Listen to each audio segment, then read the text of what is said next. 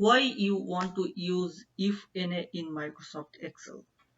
So IFNA is another logical operation in MS Excel, and as you can see from the expression, IFNA basically returns the value you specify if the expression resolves to NA. Otherwise returns the result of the expression. So this is basically resolves the NA when any operation returns the NA in your Microsoft Excel. Here you can see a real example where in a shop, column B shows the identification number of different salesmen, and column D shows the units sold by each of the salesmen. And by using VLOOKUP table, I have identified different identification numbers cell accordingly. So here you can see the column K shows different identification number, that is basically coming from the column B. Okay? So here it doesn't include all the identification number. It consists of several identification number. For instance, you got it from different store, but the identification number, total identification number is shows here. Okay.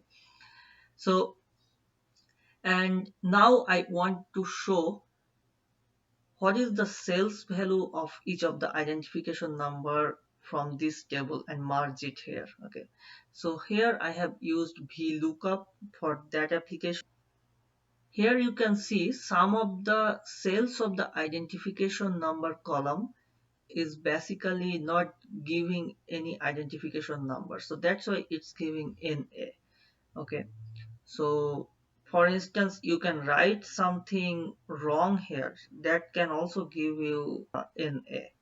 Okay, so if that identification number, for instance, if I write it 9000 and 9000 is not available here in this identification number column, so that will also return NA from using the VLOOKUP application in Microsoft Excel.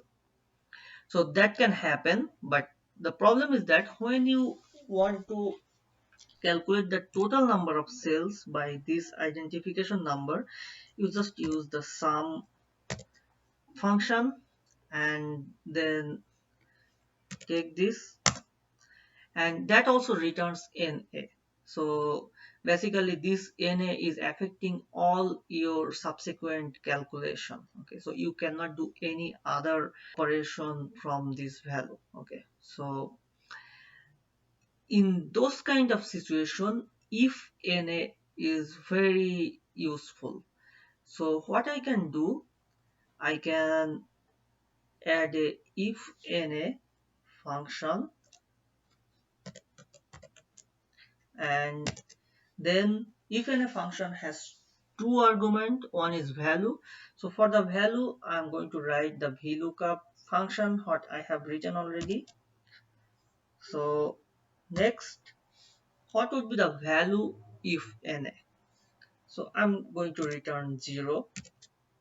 So if you press enter, you see where there was NA, that basically replaced by 0, and that also gives or return your total sales value. So that's how you can resolve this. Okay, so now if I give another value from here to here, so it automatically updates to that specific value and the total sales is also updated.